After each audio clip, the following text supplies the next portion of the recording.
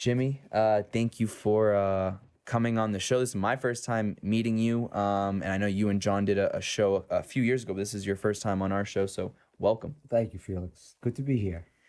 Good to be here with you and Brother John. Brother John. Yeah, we'll go home and we'll fight after this. Don't worry. We fight all the time. We call him Brother John. We're crazy. Yes, whatever. So I think right off the bat, since it's my first time meeting you, I'm just very curious. What's it been like? I think the question everyone has is, what's it been like to be this guy's brother, and see him obviously from a young age until all the work that he did to the man he is now.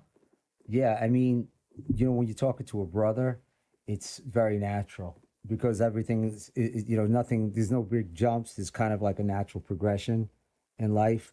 So if you look at it from a distance and you say you fall back to when he was a kid as to now, you can obviously see big differences.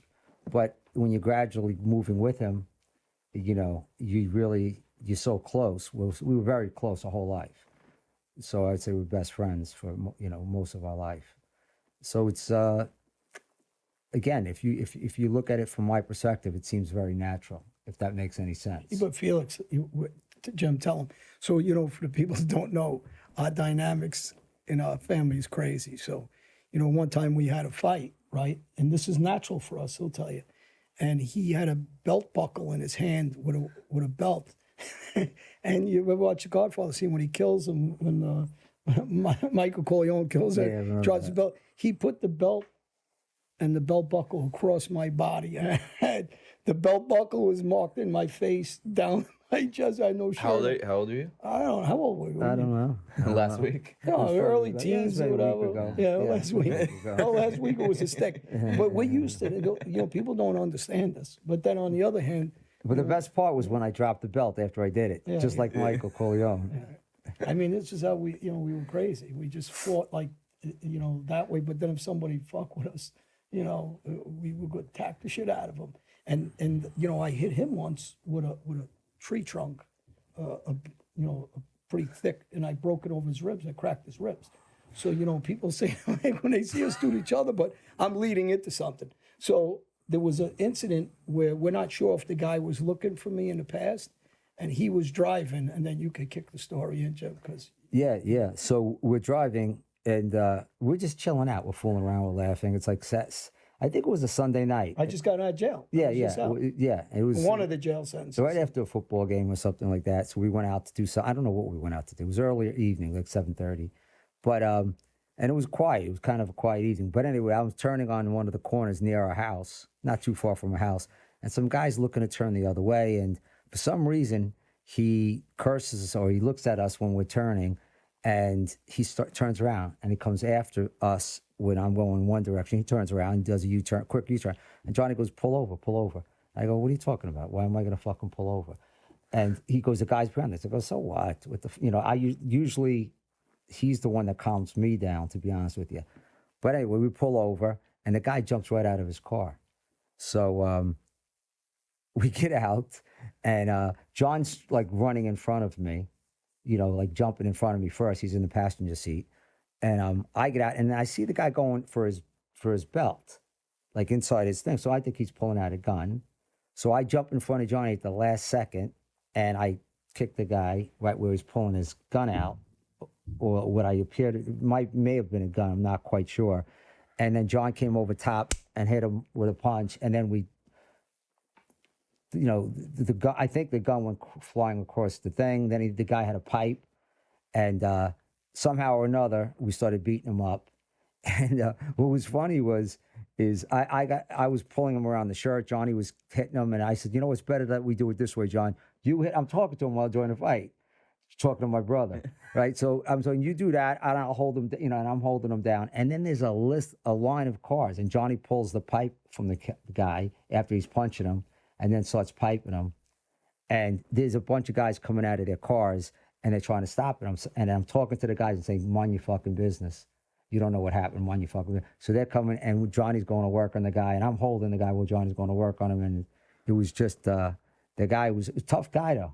Yeah, he was a strong guy. I said that, he was, an average sized guy, probably 6 foot or something, but very strong. I was shocked myself because, when you're fighting with somebody, you feel him, and he was strong. He was, I think his adrenaline was going because he wasn't expecting what he got.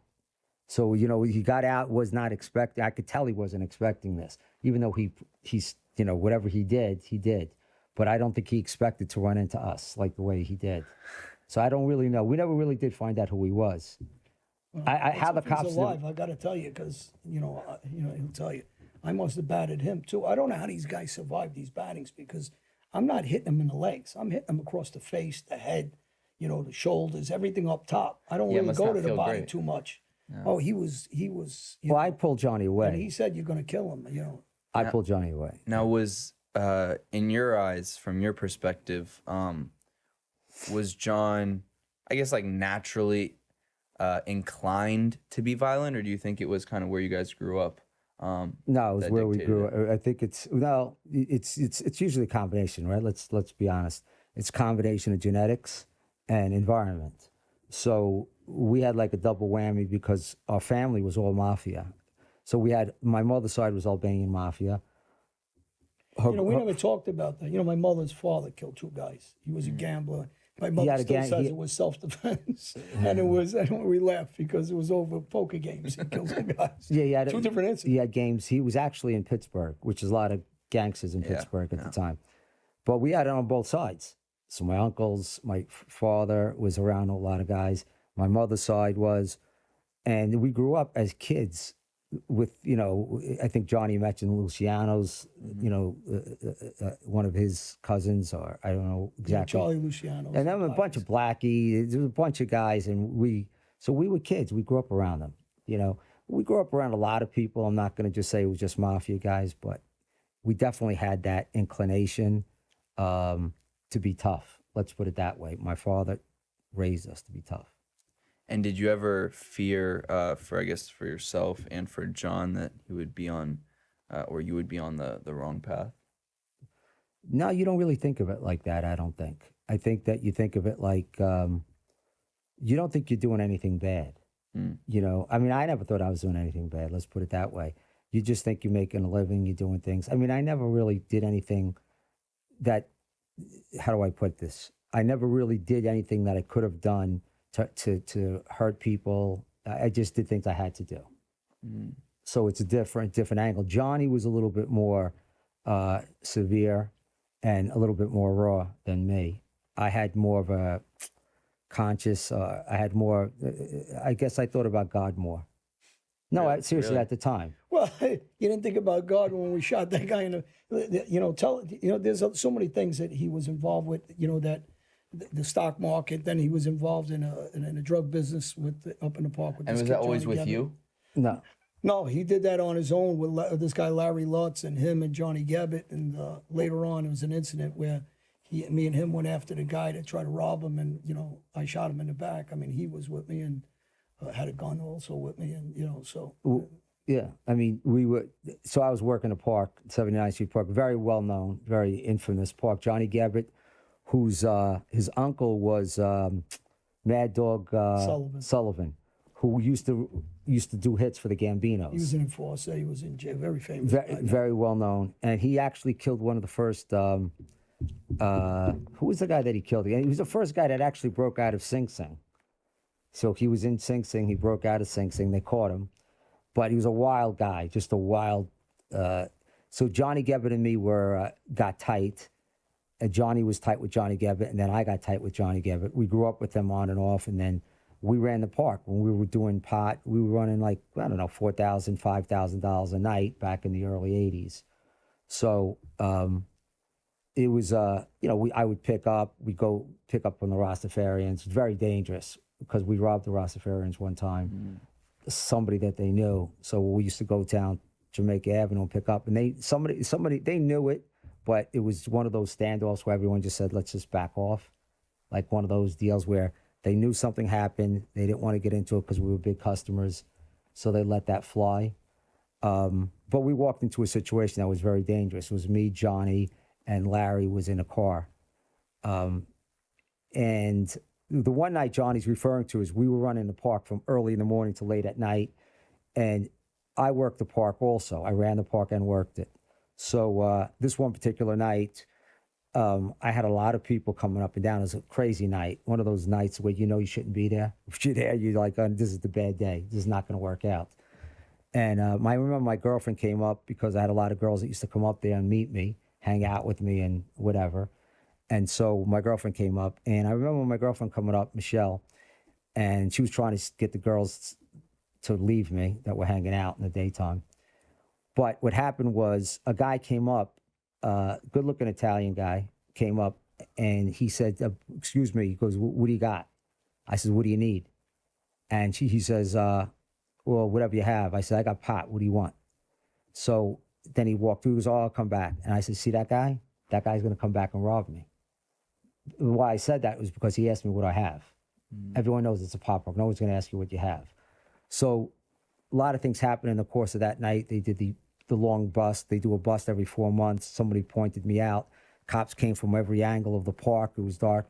And I took off. So what happened was about 10 o'clock, DTs, detectives, unmarked cars, everyone's coming from every angle. It's pitch black in the park where I'm at. Can't carry a gun because it's all undercover cops. So you really can't, you're like a sitting duck, basically. You're there by yourself. No dog, no guns, no bats, nothing. Guy comes down, cops buys a dime bag from me, marked bill, goes back. Cops come running from every angle, cars coming from every angle. This is their big bus where they're going to beat the fuck out of the guy that's stealing me, and especially if I run, and they're going to get all the shit that they need to do. So I take off in the woods. They're coming after me all over. I see guns flying, freeze. I see badges. I see everything. And so that was it. I got away, and that was the night. They were looking for the stash for the rest of the night. 2 hours, you had maybe 25, 30 people gathered waiting for pot for the rest of the night. That's how many people were hooked on the stuff. Jesus. But what happened after that is my friend convinced me to go up and sell the rest of the stuff since we had so many people waiting. And I went back up to the park, and which was just a couple blocks away, watching the whole scene go down with the crowd. Because the cops didn't know who I was. They were just looking. But anyways, we go back up I knew that this was the wrong thing to do. I felt that every gut in my system knew this is not going to work out well. Went back up, and I noticed two guys were standing apart from the rest of the crowd. So that was my first, someone's gonna try to take me off. But instead of walking away, which I should have just said, fuck it, let me just leave, there was something in part of me that just said, fuck them. I don't give a fuck. And so, which was a stupid thing in retrospect. And I knew it was dumb even when I did it.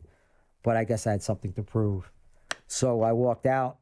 The guy pulled out a gun and a dagger, and he whacked me over the head. They jumped on top of me, and they were ripping at my pants and ripping my clothes. They were ripping my money out, pot, everything I had. And I looked up a couple times because I was down and I was trying to look up, and he put the gun to my head. He says, motherfucker, you look one more motherfucking time, I'll blow your fucking brains off. And the guy was a serious guy. He was not like a serious guy. When two guys come up, they're serious. If they came up with like 12 guys or 10 guys or 8 guys, they're full of shit. So two guys come up, they're serious guys. And so the other guy had a dagger in my throat. One guy had a big 45. So I'm thinking, why has that guy got a knife and one guy got a gun at me? I'm thinking, is this gun loaded? So I'm trying to figure it out. Really quick, it's going through my mind. And before I could, do anything else, they get everything out and they start dragging me. They don't know what they're going to do with me. They're thinking, should we waste this guy or not? Now, everyone that was waiting, they all ran down the hill. It's a big hill that goes down to the street. And the guy pointed the gun towards them, and they all went running down, including my partner. So when they were bringing me up these stairs, now Johnny will tell you, it's very desolate. There's nothing there. It's pitch black. You're by yourself. No one could see shit. Well, the reason why the spot's there and it's desolate, because if the cops are coming, we're able to see. We're up high.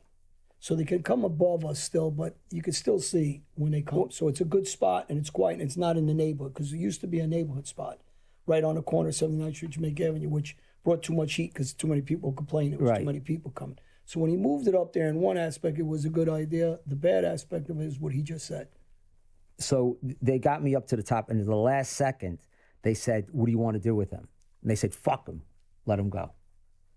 And then they dropped me, and I went after them. I went above the thing. By the time I got over the top of the hill, they were gone.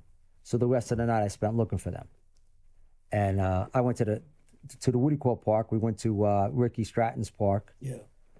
Well, you know, what happened is, so the people that are listening, is Johnny Gebbett is the same guy we kill later on, that I ordered a murder from Gotti's. Actually, Gotti Sr. ordered that murder with Georgie Grasso, his brother-in-law, for several reasons. One, they tried to hit Ronnie One-Arm and Jojo Carrazzo. He was involved in a gang rape. He tried to kill me with Georgie another time, and there was incident after incident with him. And he's also the guy that you were talking about, the Rostos, that he was partners with John Gotti Jr. in the weight business, and they got robbed, and then me and Johnny Gebbett shot him up, and I don't know how many of those guys died at that hit, but that was one of the first hits we did. I was the driver. Johnny was the shooter. So Johnny had a wild side to him, and he intimidated a lot of guys. Yeah, no, but Johnny's wild. he didn't want to. I mean, he shot a lot of guys in those days. Stabbed. He tried to stab his own father. He was, he tried to shoot one of his brother-in-laws and his brother-in-law's partner. So he's he's not no punk. He wasn't strong with his hands, but he was wild with a gun and a knife. And he's been stabbed up a couple of times and shot up. And he was supposed to look for the guy that robbed him. Well, we did go once, right? One time, but he didn't really give that effort. No, they gave half an effort. Yeah. So me, Johnny's brother-in-law, Larry, Johnny Gebbett, my brother, myself, we went looking for the guy. And it was half-heartedly, I think, on their side. They just felt like they had to do something. I was more aggressive. Johnny was more aggressive with this. I think he knew, because it was my brother that me and him were going to go shoot him. So I don't think he made that Right, effort. I think you're right. I think you're right. And then we got a lowdown on where he was. I got him, and I says, let's go. I got him a gun, and he doesn't want to get involved in the killing like me. But I think you were pissed off that if you were in that situation, you would have used the gun. I don't know. Your own mindset. At that point, I was ready to use it. First of all, I think this guy's packing anyway. So I'm thinking, all right, well, we have to have guns either way, right? But I would have preferred to just beat him up bad. And I'm against the beating up bad. He knows. So when we were in the car, I knew where he was. I said, let's go. Let's get in the car. And we got him. And we both got out. And I said, you just tell me if it's him. And we just happened to catch him as he was going in a house in East New York. And I said, is that him? He goes, yeah, it's him. And we went after him. And the kid took a couple shots at us. I think 2 shots at that time, just blindly as he was trying to run up the stairs. And I just went through the door. He was behind. He couldn't really shoot, even if he wanted to, because he was 2 steps behind me, would have hit me. And I just shot up and I hit the guy in the back. And we took off. So, listen, that lifestyle is, he was on the cusp of the same thing, because he is coming on this stuff. I mean, even the guy that we batted, we don't really know what happened to him. Maybe, because the police, back in those days it was different too with the police. Right, right. A lot different. Maybe he got killed. We don't, maybe that's why they never talked. I mean, because there was nothing to say after that. I'm not really sure why. Because we had your car. They could have grabbed the plate. But back in those days, they didn't have, it wasn't that. It was crazy because it was mid-90s, I guess. Because I'm pulling Johnny off. I go, John, the car's right there. I'm literally like, Johnny goes to me after the fight, wow, you were really calm. I go, the car's there. There's a shitload of cars 50 there. people there. But no one knew it was our car because it was pulled over on the side of the road, sort of like in the dirt. And it was a small car. It was Denise's car. And it was dark. You couldn't see the plate. So when I got in the car and we got in the car, I just left the lights off and just took off. But at that point, it was so much chaos. No one knew who was who, what was what was, you know how that gets where everyone's just like. All the cars are pulling over now, so there's a lot of chaos. A lot of chaos. Yeah, there was a lot of cars. I mean, some people in the front knew it was us, but once we got through. Yeah, no one knew. It was cars taking off and not taking off. So, but Johnny Gebbett shot up the 101st Avenue bar one time. PM Pub, which was Ronnie One Arms and Jojo. I guess Jojo. Well, it was mine and Ronnie One, but Jojo was there. Jojo was there. Yeah, I mean, so Johnny dared these guys, and these guys, we did talk a couple times because I was running the park. Me and Johnny had a falling out. Me and Johnny Gebbett. We had some run-ins. I think I told my brother about it. Johnny got jealous of me after a while because I started getting too much of attention. It was just a tension thing. It wasn't like about money or anything else. So there was a couple of instances with me and Johnny where Johnny came up and pretended like he had a knife. One was at the Old Brother Inn, and one was on Forest Parkway. But Johnny knew I wasn't afraid. I wasn't afraid of him at all. So I says, John, bring it on. What do you got? Let's do. What are you gonna do? And then he caught me again one time. I was walking down out of my house about 1:30 in the morning down Forest Parkway. Johnny Kebble was coming up. I knew it was him. He knew it was me. We just knew, even though it was like a few blocks away, you could just see the silhouette, the outline. He knew and I knew. So I just walked right to him. And we already had that falling out in the bar. Well, he was a rabid dog for the people. That Right, know. right. He'd He's a drug. be your best friend. He's doing drugs. He's doing smoking Right. dust. He's shooting heroin. Yeah, sorry. He went after his own family. So the people that don't know, one of the reasons why when we decide to kill him is, he's partners with Gotti. He's also involved in a rape, and then he goes on the run. So, there was too many things. He was, and the John Gotti, the father, wanted him dead because he had too much access to John Gotti Jr. Could have got him a serious case because he's involved with him. And he was up in a park another time. Supposedly he killed a guy with him and this guy Fitz, and Junior was there. So there was a lot of of interaction with Gotti's. Yeah. And then Gotti actually is the one that instigated the incident with Johnny Gebbit with the park. Right. Because at that time, if I'm wrong or right, but I'm pretty sure this is how it started, Gotti was getting money off him. Yeah, he was. And Vinny Gotti and Ronnie One-Arm and Angelo Costelli wanted some money. And Vinny argued with Junior and says, well, go up to Gebbit and go get more money from him and tell him I sent you. And they try to shake him down for more. Gebbit didn't put up with it and pulled guns on him. And then that's when he went to the PMN and shot up the place. Like Johnny was listen, see, this is what I'm trying to get into. So let's go back. Go back to the rape for a second. Because when I got involved with these guys, I had one foot with the Italians and my brother, and I had one foot with the Irish. So I was back and forth. I didn't want to get pegged down with anybody. And I started seeing things more in a larger light, so to speak. Johnny was he was very focused, my brother. And his focus was, he was running things in the neighborhood. There's no question about that. Anyone that says anything different is bullshitting. It is what it is. So John had brought a lot of respect, or a lot of fear and respect, to a lot of people all over the place. So Johnny was pretty eclectic, where he was friends with a lot of guys from a lot of families. It wasn't just Junior. It was other families. They all knew who Johnny was. So Johnny actually was Johnny Gotti's Jr.'s protector, for lack of a better word. And John Gotti Jr., he contributed the name a little bit. So now you got Gotti and Alite, right? But go backwards real quick, because I want to say one other thing about Johnny Gebbit that I wanted to clear up, is Johnny Gebbit was involved in a rape. Now, in that rape, was Johnny Ridge involved with him? Yeah, I mean, I don't know exactly, because I was in California. I was out of town when it happened. So I heard different stories who was exactly there. I know Sal Puma was there, who later on gets killed. Johnny Ruggiero Jr. might have been there. We don't know. I don't want to say anything for sure, because it's, he's passed away. There were a few other guys, wise guys, that might have been there at the time. And Johnny was in jail. They got him for rape. Now, when I got involved, I was a womanizer, right? I was always getting a lot of hot women. So Johnny said, listen, why don't you pick up this guy who's a witness against John's sister? So I says, well, where is she? Where does she live? Where she hang out? And they told me 60 Park. That was a park where everyone went and hung out and everything.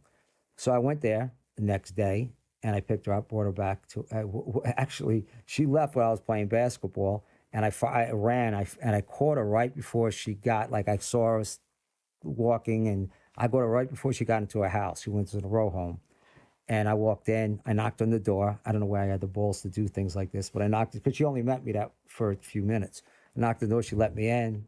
I drank lemonade with her, we talked, whatever, and I found out where Sal was, in Florida. Now, I was told by everyone at the time, no one's going to do anything to Sal. We're just going to talk to him because Sal was a witness against Johnny with the rape. Obviously, I got Sal's location. Johnny Gabbett went after him when they shot him. Yeah, shot him. Shot him and he shot Turtle. Shot Frankie DeMeo too. Who was Oh, did I didn't know he shot? Yeah. So I wasn't aware of that when that happened. That they were going to. There wasn't. I thought it was, and I didn't know that Johnny did the rape because when you have friends like that, you see him a certain way. You don't see. I didn't see Johnny as a rapist. It's that just didn't occur. Well, actually, I believe And what happens when too. you have I mean, especially in the mafia, when you have an allegation like that, they take that very seriously. Well, Gotti, the father now, at that time, calls me in, and I have a conversation with him. Junior is worried about it too because obviously I don't know what Junior's involvement was in that situation, but he's also his partner in the drug business. And we already just killed some Jamaicans. How many? Who the hell knows? Or Rastafarians, whatever. So there's a lot of exposure there. So the decision is, even I believed at the time he's not guilty of the rape until the trial. I started going to the trial. Right. You didn't think so at no, first. and the father asks me, because they told me to go to the trial. And I'm going to the trial, and he's got a very famous lawyer, the lawyer, I think it was... Who was it again? Richie, no, it was, with the long hair? Weissman or something. I forget his name right now, but his father was a judge. That's why he used him. And they asked me now to report back what's going on at the trial. Now, after going to the trial, I says, this guy's guilty. I didn't realize he was guilty like this because, we knew him. He lived around the corner. I was friends with his family. He's working with them. I'm taking his side first. And then I realized when he shoots one of our friends, Frankie DeMeo, then he shoots Sal Tomasulo, and he's shooting guys that we grew up with, and they're talking to me, and they're saying he's a fucking full of shit. And they tell me so now I'm in a trial, and I'm listening, and I know he's guilty. And he gets convicted. Yeah, Johnny's opinion changed. But here's the thing. You grow up with somebody, you're close with them, you're doing everything, you're hanging out with them, you're working, you're doing business with them, you're doing dangerous things. Me and Johnny did a bunch of dangerous things together where we went after other guys who were wild that were in the pot business also. I don't want to mention their names. I think I mentioned it to you. It's in the pot business. What? The two brothers that were in the pot business, the wild guys, I forgot their names right now. They were down on Myrtle Avenue. Oh, the Dolphins. Yeah. One of them died too. Yeah, The Dolphins yeah, are tough kids. yeah, They hated Gabbett. They stabbed him up too. When he got lucky, he lived through that Gabbett. Gabbett had 9 lives. Johnny brought me down there with a couple. We had guns, bats, and he just last second says, "Come on, Jimmy, we're going after these guys." I was like, "Fuck, who are we going after?" And Not these that I guys, was serious afraid. Irish guys. They were tough guys. Not that I was afraid. It's just that I didn't want to hurt. So I didn't know them. Do you understand? This is a different. I have a different mentality going on than they do. My mentality is I'm going to protect who I have to protect, like my brother or somebody I care about. So I'm more like the guy that's going to say, "Oh, you fucking with my friend Felix? Okay, I'll step in front of you." But I'm not the guy that's aggressively going to rob you for money or do. This is just not who I am. And even the rape. So and the people are listening. This is not just a rape. They beat her half to death. It was a serious. They almost killed her. And so you find this out as you're at the trial and as I'm trial because I'm out of state when this is going on. When I come back, and what do you Gotti's protecting him when he gets convicted, and Junior I'm talking about. He hides him. He helps hide him, which I'm crazy about. And I start talking, and the father orders him dead. The father orders, obviously a lot of people dead, and is asking for different hits, and. So he's marked for death. Junior doesn't have the authority to cancel it or any other thing, unless that order comes down from the father to call it off. But that wasn't going to happen. And, I'm going to kill him. He's ordered to get killed. His brother-in-law's ordered to get killed. We killed the brother-in-law. Now we're looking for him. And there's other guys that were ordered to get killed. They're orders that, it's not our, choice. Oh, it's on, it's off. No, it ain't. The guy who we call, the chief, he's the one that's... calling that shot. Real quick, so even though you know that it's probably pretty likely that he's going to go to jail for the rape case, Gotti still wants him to be killed. Oh, he's already convicted at this point. He's already convicted. And he jumps his bail. And Gotti Jr. helps him, unbeknownst to his father. Helps him hide. Now, I don't know why he's helping him hide, because he's either... There's something he's covering, or he's worried about the drug case and his father finding out he's doing. Well, he might have been worried about the money. He was. It wasn't getting that much, but listen, Johnny. When John Gabbett went bad with us, we wanted to take the park. so we were trying to get permission from the old man or from Yeah, it's Junior. from the father. Then the fa- father's at the time knows what's We didn't really, yeah. So Junior though, for some reason, was afraid. I think he was afraid of John. I think he had, you know, he was intimidated by it for sure. Yeah. They were all intimidated. This is a guy that was on a very serious show as a kid, the David Susskind show. Remember that show? Yeah, he was the first. He was 12 years old. This guy's already out stabbing and Stabbing shooting guys people, at yeah. a young age. Yeah. And he's doing all kinds of drugs. He was so high on that show. So, you know, this is, you know, he betrayed all of our friends. So, you know, for me, it's a very simple decision. I had him a couple of times where I could have killed him. And he was holding it back, Junior, from his father. His father knew what was going on and ordered it. You know, once that's ordered, and we talk about this, you know, Junior tried to call that off at one point and protect him. And one of the guys he sent to me can't do it, this guy, Steve Kaplan. And I told him, listen, I'm going to prison next week. He'll be dead within a month. And 2 weeks later, as soon as I went and stepped into prison, my guys killed him, my cousin and a couple other guys I you know, talked to, and they hit him in front of one of the bars by my One house. of the bars, yeah. And so, you know, but this is not a soft guy. And before that, he survives another shooting that kid Tommy shoots Well, him he up shot 5 in front of times, the PM. right? Yeah, we had an order to kill him at sight. And he came pulling up to the PM pub actually to talk and try to settle him shooting at Ronnie Wonham and JoJo. And Tommy hit him 5 times with a 9mm. Here's my point, Felix. So, you know, You don't these have are to be serious. mobbed up to be a tough guy. So, you don't have to have a button to be a tough guy. These guys, you know, a lot of these guys. Listen, I have a lot of friends who were in the mob, and through Johnny. Johnny knows. I know a lot of everybody, and a lot of these guys are good guys, and a lot of them are not. A lot of them are tough guys, and a lot of them are not. But you know, they have this club. If you have that badge or if you have that thing, you're somebody. If you don't have that thing, you're not. At least in that life, in the lifestyle, it's really just a lot of bullshit. It's a lot of nepotism, a lot of, you know, are there some real guys there? Of course there are. Are there a lot of guys that shouldn't be there? Of course there are. And there's vice versa, the same thing. There's guys that should be there, but they're either not there because they didn't want to be there, or they're not full Italian. Or now, when it goes back to my brother really, again, it's not because he's my brother. I could give a fuck who he is, but I love my brother no matter what. But my brother really was the guy that did the dangerous things. Forget the killings, forget the shootings, forget the things. So he went into harm's way, right? He went into harm's way what no one else would do. Now, I did that on a smaller scale because I wasn't with him. So I did it on other scales, but not the same scale as my brother. He did it with really dangerous guy. I did it with guys that I'd run into on the streets and whoever it might be.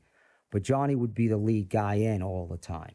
So when Johnny says, or when people say John did this or didn't do this, or they just talk shit, the fact of the matter is, when everything is said and done, he did things that nobody else would do. It's just a fact. Now I can give you so many stories, but I'm not going to go into them now. And I'll leave that for another time. But he did do that. And he was well known. And anyone that says anything later on that he wasn't, or used God's name, is just nonsense. It's just bullshit. Guys' relationship through all of that, were there you know, ebbs and flows, or you know, when he went away, did it change a little bit? I mean, how No, not at all. I mean, after tonight's thing, we'll go down and we'll fucking box it out. but who's gonna win? I would like to say me, but you know, he's going to say him, and I'll say me. What's the age difference? We don't talk about age. He's, I have too many girls He's listening. 15 years younger mentally, but a year older. Listen, I was a VP stockbroker, so you take it from there. Right. So speaking of the stock, because John had mentioned that earlier, I guess what were some of the dealings that you had, you know, legitimate or illegitimate, with regards to the stock market? Yeah, we were. You know the movie The Boiler Room? I don't know. Okay, it was with Vin Diesel, Ben Affleck, Scott Oh, Conn. yeah, I think, yeah, now I know what you're talking about. Okay, so that was based on my firm. My firm was called JT Moran. They used JT Marlin. We were in Garden City. They were in Garden City. So it was based on my firm. Now the story about the kid with the had the gambling thing going. I know you didn't see it. That was fictitious. Could have been loosely based on some parts of me, and so could have Vin Diesel part, and so could have Scott Conn's part. Because if at that firm I was the guy, you know, sort of Well, my cousin owned the firm, so you know. My cousin bought Greg the firm, Hashow. and he went partners with Gary. Gary Emilius, who was Well, Gary Emilius got shot in the head, so you understand. They were all mobbed up. everyone was mobbed We were up. all involved. We had a sports business out of there. Well, these guys were running the thing. My brother helped me run the sports business inside the firm, and my cousin married a horse. I know. I was in the wedding He's a very party. powerful gangster. He married the niece. So, you know, these guys, so, you know, our family's tied into everything. And from that business, it involved me and these guys and, you know, whatever they were fuck around with stuff. Well, we were running stock too. We were trying to run stock at the end. Listen, we were in a lot of trouble. A lot of guys got questions. They asked about the relationship between Gotti and me. In fact, Gotti's mother they wanted to buy stock through me, Mrs. Gotti, Victoria Gotti Nest Senior. And I said, John, what are you talking about? I rob people. I don't do this. But I had a couple of accounts of Mike Boats and a few other guys who were. I forgot about Mike Boats. Mike Boats got involved with us through Detective Phil Barone. That was Yeah. involved with me, the murders. See, Mike, Phil was involved with everything. The son or the father?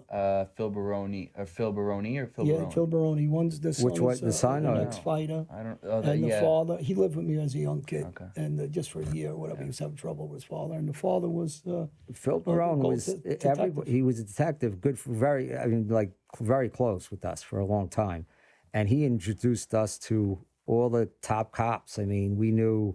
Tell them who we. Oh, we know everybody. Morgan Dodds, district attorney's driver. Bo, I used to go to Bo Dito's Christmas parties, and you know, and other detectives, and you know, he was involved with me at Buttles in a big fight, and he was involved with me in murder. I mean, listen, Phil, and then he moved with me in Jersey too. He lived across the street from us. Yeah. So he followed us from New York to Jersey also, and you know, so traveled with me. He was my partner. So wait. So what kind of So practices, let's say, did you take part in when you're doing the stocks? well, you got to remember something. As I go into the stock business, right? So I start off. I decide at one point I'm going to leave this street life. I feel like, look, I can get my own. I get beautiful girls on my own. I make money on my own. How old are you when you decided this? 26. Okay. And I was getting bored. I was bored. You know how you just outgrow something, and you outgrew the adrenaline rush. You outgrow it, and then you say, "Where's my future?" So that was one of the things. So I went to work. That was a good decision. It was a good decision. You actually. saved yourself 20 years. Yeah. And so, and I saw the big picture. I kind of saw it, but I wasn't in like my brother, obviously. So, but anyway, I become a stockbroker because I have a good mouthpiece. I'm very personable. I got a lot of charisma. So people are talking about me. And my cousin, he doesn't give a fuck if I'm his cousin or not. He wants to make money. So he says, Jimmy's really good. You know, Well, let me cut you off ahead. again. He works for my cousin. You talked to Michael Francis for the last couple of years Yeah, on a regular right, basis. right. Michael Francis, I don't even know if he's aware of this. His first or Joey's Joe what's Capolino. Capolino's his first, second, whatever he is. I took care He's of my him. brother's partner. So Yeah. you know they were I took care of business him forever. for years, Joe Cap. Joe Capel, you get him on the show one time, he'll tell you a lot about, what I did and what we did. But the thing is, we were running sports. We were trying to run stock deals. So basically, we were working with shell companies. Shells. There were shells. And the company, my company, would buy the stock at, let's just say, 20 cents. And then we'd sell it out to people at, let's say, 45 cents or 50 cents or $1, whatever their markup was. And then they would give us a cut. The stockbrokers would get a cut on that. But we got a very low cut. Because if you look at Jordan Belford, okay, Jordan started off at Investors, right? That was the first firm that Jordan worked for before he had his own firm. And investors were getting 50% cuts, meaning that if you're a stockbroker at Investors like Jordan was, you sell $10,000, you're making $5,000 in your pocket.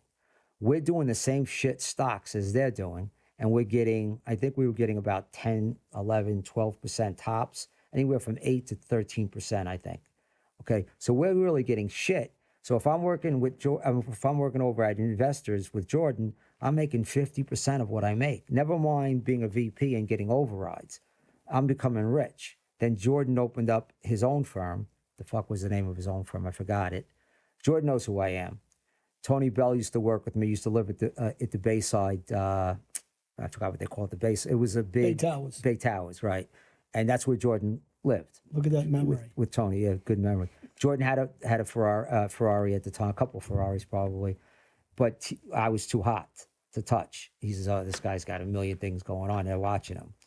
So, but I'd like to talk to Jordan actually, but we were just getting so little compared to what Jordan. So what we wanted to do now is we were running the sports game with a lot of the brokers, but we also wanted to start getting involved in these shells and bring our own companies to Greg. And so, because that's where the money was. You bring that in and you have 300 brokers we had about, and we were aggressive, hard fucking brokers. I mean, you were great salesmen. It was a good playground for me in the sports business, plus loan sharking business because you're loaning them. Yeah, and because everyone's doing coke. And then and then these guys are meeting us. They used to fly down by helicopter and meet us in Atlantic City, and so they were good customers for coke, for sports, for Shylock, and they're moving and they were collecting from.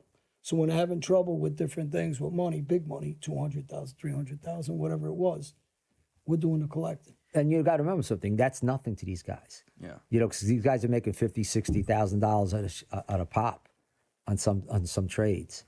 So that's cash, and they're just gambling it away. But I didn't really want to get into it because I was making so much money as a stockbroker. I didn't need all the side shit, but it was just it was there for me for the taking. Did you ever get in trouble with you never did any time? No, I got arrested a bunch of times. I got him locked up a couple times. Though I did him a favor and got him locked up.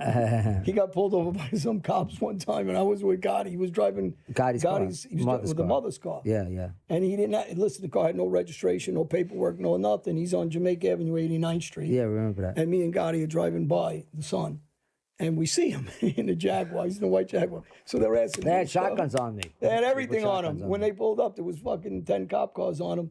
So I walk over, and the cop says, "Get over there and wait over there." And I said, "I'm going to go over there." He goes, "Go over there." And I said, "Well, I don't like the..." Now, this time, those prisons used to give you some beating. This is in the 80s. So it's different. Yeah. So you got beaten. So I said, "No, I'm not going over there." Anyway, I get my way over there, and we start arguing, and I push the cop in the bushes. And that was it. They all jumped us, swinging at us, piping us, black with the sticks. Yeah. And they arrested us. He looked at me, he goes, "You can't mind your fucking business." That was one. We're both in the back seat, cuffed together. I go, "All right, we'll have some fun."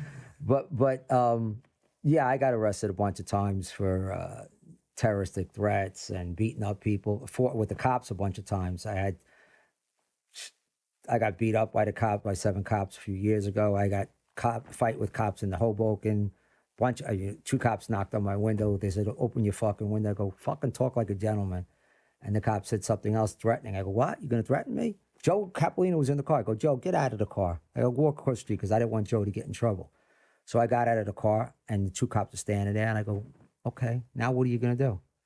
And they went and they called in help, and then it was a scene. Everyone came from. But hold on a second, I'm pro police. Listen, No, I like. there's always some cops that are bad. Yeah, it was back. That's just the way it Listen, is. I'm not saying I was right. I'm not saying I was wrong.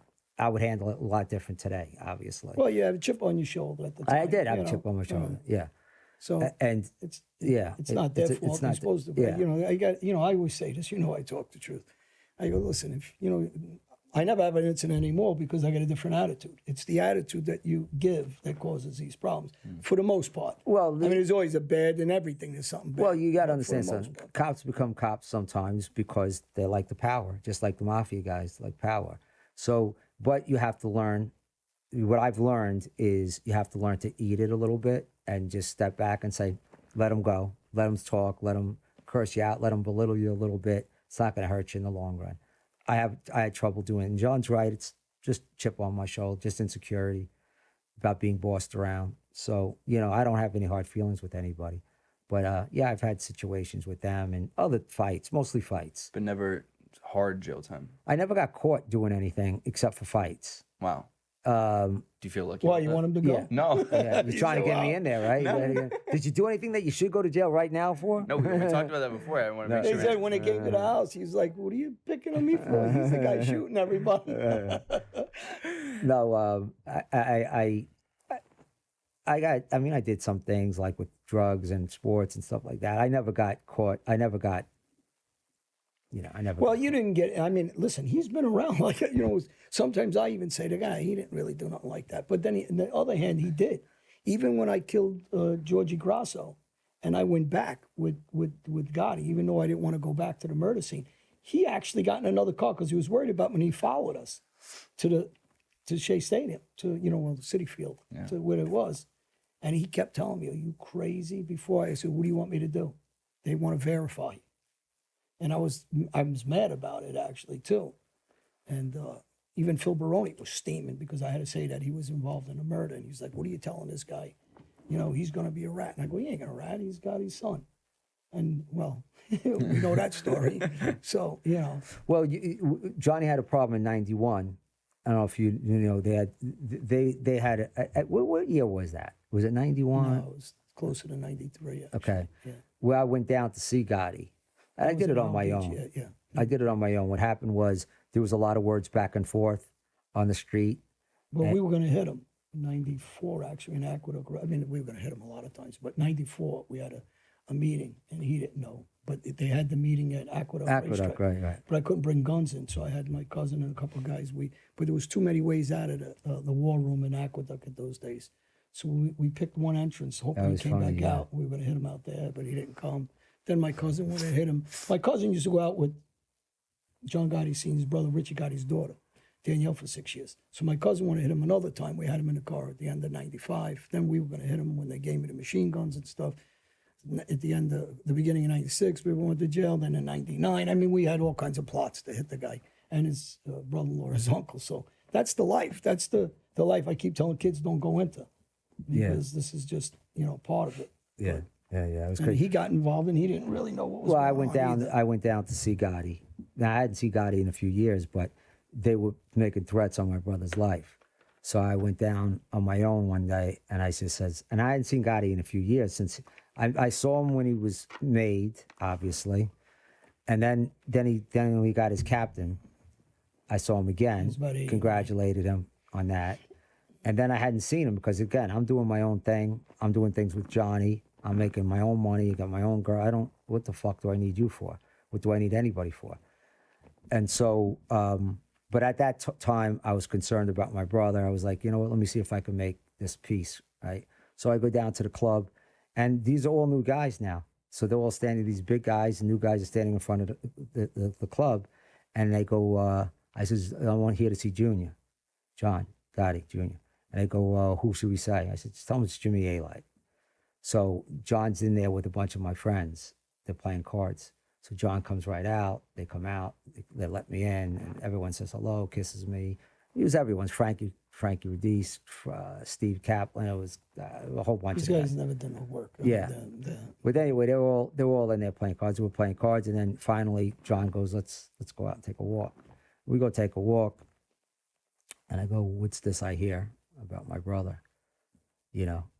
And he goes, "Well, Jimmy, if he's doing that, selling that babanya, or if he's that's cocaine, if you don't know, or if he's something about ratting or something like that, what's got to happen."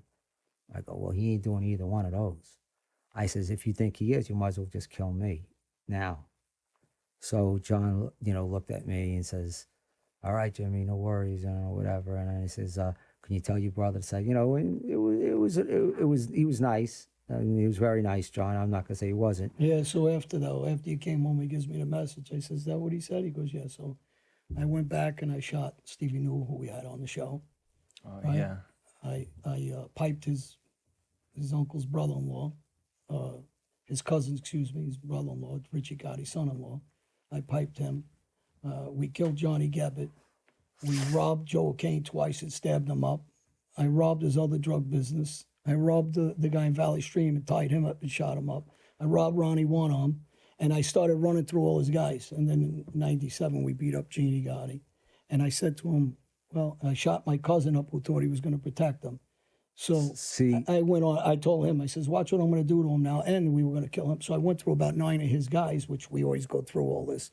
And I says, well, I'm waiting. I'm going to die of old age before they try to do anything except talk shit about me, like he did with him. But, that's the life. They talk. he did do a lot of things.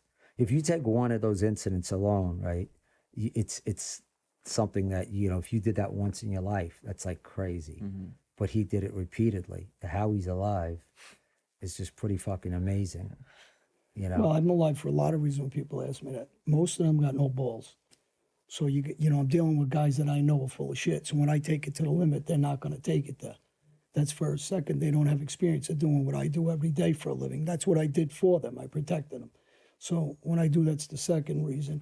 And third, when I go into where I go in, the way I go in, I don't think they'll ever take I it. think there's a little bit of a rawness with us being from Jamaica Avenue, as opposed to being from Money and Howard Beach and stuff like that, where again, I'm generalizing. Of course, there's a lot of guys, but there's a little bit of a rawness. You have to have a little bit of Natural hardness. natural hardness. You have to have a little bit of a chip. It's sort of like Tommy DeSimone played in Goodfellas. If you look at his character is very raw, and he could flip out in a second if you disrespect him. So there's like that chip that you can't invent. It's either there or it's not there. There's that. I told everyone, I always say this to everyone, the toughest guy in the room, obviously you have to be smart, you have to have some skills, but the toughest guy in the room basically is the guy that's willing to go the farthest. If I'm willing to meet you and I'm saying, okay, we're going to do something here, but I'm willing to die. Are you willing to die for this? So if you're not willing to die, don't get involved. But you can't fake that. Well, guys fake it. So You can't fake when a guy fakes it, Joe Kane, as soon as he goes to jail, they kill him. When I went and took it to that limit, you can't fake it. That's why I got stabbed up. That's why I end up getting shot. That's why I end up getting baseball batted, because I'm taking it to the limit that they won't. And I'm doing it when odds are against me. And these guys I know are full of shit because they've been in situations with me where they run and hide. You can't fake it. Like there was one time when I was in the park, I was with this girl. 12 guys from Greenpoint, Brooklyn, came up. All muscle guys. It was in the summertime, and I had my stash. I was in the playground in the park. It was light, daytime. I'm hanging out with a girl, so I got it in the sewer plate. So these guys come. I know right away what they're doing. I know they're coming to take me. No question in my mind. So I don't have anything on me except a dime bag, I think. So I go, what's up, guys? What do you need? And I know what's coming. Now, I could have just played it off like no one's working. You know, they don't know who I am. But instead, I got to be a wise guy a little bit. So I go up there, what do you guys need? They go, well, what do you got? I go, what do you mean, what do I got? What do you need? They go, well, you got pot? I go, yeah, what do you want? And he goes, well, we want weight. I go, okay, tell me what you want. So now, there's one guy in front, he's the leader, he's the alpha. And there's about 12 guys. Now, I know they're pussies because you're going to do it with 2 or 3 guys. And I learned that from Johnny. And if you're going to do it, and then, of course, I got robbed by 2 or 3 guys. So if you're serious guys, you're going to come up with a gun. You're going to stick the gun to my head. You're going to say, listen, give me all your shit or you're dead. And guess what I'm going to do? I'm going to give you all my shit. This is just how it works, right? It's one way or the other. So, and I would give the shit, I'll be honest with you. I would give it. If I had it, I'd give it to live another day. So, but these guys come up and I know they're full of shit. Now, I know the worst that's going to happen is I'm going to catch a bad beating by 12 guys who are going to pound on me. But I'm willing to take that chance. So I walk up to the guy and I'm talking. I see the guy, one of his guys circling a little bit to my left, and he's looking to like cold clock me. I go, listen, guys, very calmly. You guys are here to rob me. It's obvious. I go, you guys are fucking punks because there's 12 of you guys or 14 of you or whatever the fuck you got. Why don't you just get away before you get hurt? I'm not here by myself. And they just looked at me and I says, you got a few seconds to make up your mind. And they just turned around and go, hey, it's all cool. And they walked away. In fact, funny enough, Joe Kane came up literally 10 minutes after that. Not even 10 minutes after that, they took off.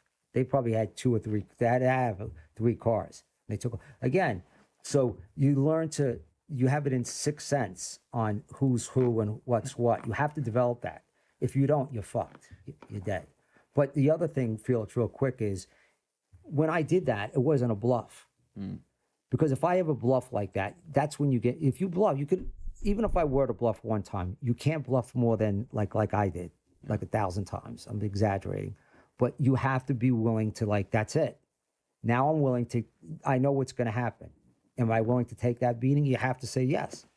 Were there ever any of the people that John worked with, or his associates or whatnot, in which you had maybe personal beefs or friction with? You always if do. You will?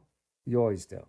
I didn't like, who was that kid? Well, Michael? you didn't like, you hated Joe Kane. You knew he was a punk. You always said, "Why is this guy around? He's a little fucking weasel punk. He ain't a tough guy." I got to like him a little bit. I saw, I try to find, I compartmentalize people. I try to find the good in them, but I can also read people pretty well. I didn't like Michael, but DiBenmarco, Yeah. I never liked him. Well, you did die. Yeah. Actually, I was gonna shoot him one day, but my cousin, he ran to everybody and their mother, and I said, "I don't give a shit what anybody says." But then he went to my cousin, and my cousin begged me, "A girl, don't hurt him." And she brought him to the house, and I talked to him. I said, "You ever talk about me again?" Well, don't forget, He got close to. we really, went after Johnny. We went after the guy. Johnny's got his guy shot Matty Gavitt and shot his balls off over an argument I had with Brendan. What happened was my girlfriend at the time's brother was he's good now. He doesn't do anything, but at the time he had a problem with drugs, and he robbed them, and they were going to kill him. So I set up I was a stockbroker at the time, so I was out of it, but I still had my foot in. So I went to meet Brendan, who was very good friends with me. He was Brendan Gavitt, Johnny's brother. So I go to meet him, and he's outside with a huge Mastiff. I think he had a Mastiff or a Corso. Corso. What do they call those dogs again? King Corso. King Corso. Anyway, he had a huge dog out with him, and aggressive as shit. He's like, whatever. And so I go, Bren, listen, and I think everything's gonna go well. I go, listen, what's going on with Joe? He goes, well, we're gonna kill him. I go, no, you're not. I go, listen, I'm telling you to do me a favor. I said, the kid won't do it again. He's got a problem. I got him. Relax. He goes, no, we're killing him. I go, listen, I came up here to talk to you. You tell me you're going to kill him? I'll tell you what. You kill him, I'll kill your fucking workers every night. Every worker you have up there, I'll kill. How's that? So you do whatever you do to Joe, I'm going to do to your workers in the park. You understand? He goes, oh, you do what you got to do. I said, yeah. Well, you do what you got to do. I'll do what I got to do. So you hit him. I promise you, you'll work. So a few weeks after that, these guys shot Matty Gavitt in the balls. He lost his nut. He lost one of his balls. And then we had him baseball batted after that. Yeah. Sounds lovely. Yeah, well, that's a message. But we had no choice. I mean, you're threatening to kill my girlfriend's brother. He's an innocent guy. I mean, he's an innocent guy. It wasn't like Brendan, these guys, they ain't doing nothing. But Johnny was dangerous. Yeah. So I guess also, I'd be curious to hear your take as well on, because you obviously grew up in that, and John, one of the main messages that John's about now, and this show is about, is trying to help those kids steer clear of this kind of life. For you, because you're also in it, and because you also had this this other aspect, this other view on violence, right. What's your advice to the kids that are out there that are listening to this right now, that hear these stories, but realize that there's no or maybe don't know how to get out of it, maybe are in it and kind of want to stay in it, but maybe they'll hear this and it'll change their mind. For you, what's the best piece of advice you have? Yeah, someone's got to be open, real quick. Someone's got to be open to wanting to change. First of all, you can't change anybody unless they're seeking to change. It's something in them has to be looking for something in their own way. So that's really important to say. You're not going to change anybody that's not a captive audience. That said, the old story is you're going to go to jail or you're going to get killed. It just holds true. Your friends become your enemies all the time. So your best friend today will be your enemy tomorrow. Guaranteed. Not maybe, guaranteed. The chances of you holding a friend in that business is very rare. It's extremely rare. So whoever you think is your stand-up friends right now, watch in 2 years, they're the guys that are going to set you up and kill you. Just the way the business works. It's the way it's always worked, and it's not just me just giving you a good outline from things I heard years ago. This is what I've seen. That said, there's so many opportunities today that there weren't for us maybe, and back in the day. There's opportunities for everyone. Everyone's got a certain skill set. So what you have to do, exploit that, find out what you're good at, find out what you like, and go into that. Find your own space. You don't need to have other people to take you up, because they're going to be the same people that are going to take you down. So again, it's sort of like a cult. You gotta be a free thinker. And look, at the end of the day, I don't want to get too religious here and spiritual, but at the end of the day, we all pay a price. We all have karma. Whether we believe it or not, it's a second law of physics. Every action has an equal and opposite reaction. So we all have to pay for our sins one way or another, and we have to repent. Why not? Why, if we're smart enough to understand that, and smart enough to understand a bigger picture, we will. So think of all of these things and digest them, and think about what you really want for your future. Because short-term money is just that. Short-term, you're not going to see it in a few. What goes up comes down. Well said. Well said. And remember, everybody, what I always say: crime don't pay unless you pay with your life. Do the right thing, and don't follow this nonsense. There's stories, and it's a path to suffering, jails, death, and like I always say, if you go through all these names we're talking about, most of them are dead.